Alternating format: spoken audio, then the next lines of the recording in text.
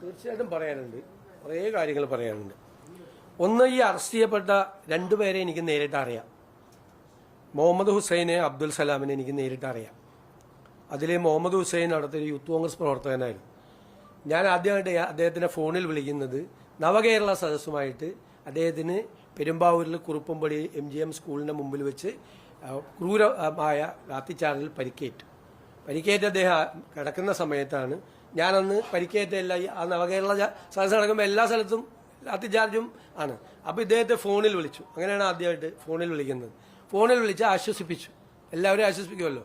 ഫോണിൽ വിളിച്ച് തല്ലുകൊണ്ട ആളുകളൊക്കെ ഇയാൾക്ക് നല്ല പരിക്കേറ്റിരുന്നു, ആശ്വസിപ്പിച്ചു. അപ്പം ഞാൻ ആശ്വസിപ്പിച്ച കൂട്ടത്തിൽ എപ്പോഴെങ്കിലും ഞാനൊന്ന് വീട്ടിൽ വരാം എന്ന് പറഞ്ഞു. സാധാരണ പറയാറുണ്ട്, പറ്റാവുന്ന സ്ഥലത്ത് പോകാറുണ്ട്. അത് കഴിഞ്ഞിട്ട് കുറേ നാളുകൾക്ക് ശേഷം ഇയാൾക്ക് തിരുമലെല്ലാം കഴിഞ്ഞ് ചികിത്സ കഴിഞ്ഞ് വീട്ടിലിരിക്കുകയാണെന്ന് പറഞ്ഞു.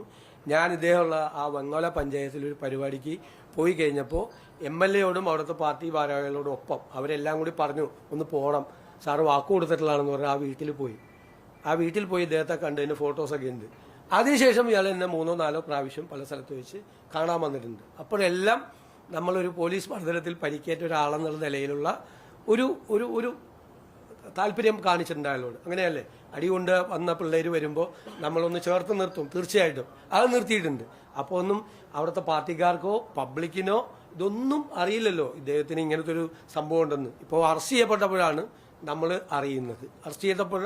നമ്മൾ അറിയുന്നത്, അല്ലാതെ ആർക്കും അത് അറിയില്ല. അത് എൻ്റെ സോഷ്യൽ മീഡിയ ടീമിലൊന്നുമില്ല. എനിക്ക് പ്രതിപക്ഷ നേതാവായിരിക്കുമ്പോഴും സോഷ്യൽ മീഡിയ ടീമില്ല, ഇപ്പോഴും സോഷ്യൽ മീഡിയ ടീമില്ല. ഞാനൊരു കോർഡിനേറ്ററെ ഒന്നും ഒരു സ്ഥലത്തും വെച്ചിട്ടില്ല. അതൊക്കെ ഓരോരുത്തർ ഓരോ ഇതിൻ്റെ അംഗമായിട്ട് ചേരുന്നതിന് ഇപ്പം നമുക്ക് എന്ത് ചെയ്യാൻ പറ്റും. പിന്നെ രണ്ടാമത്തെ കാര്യം,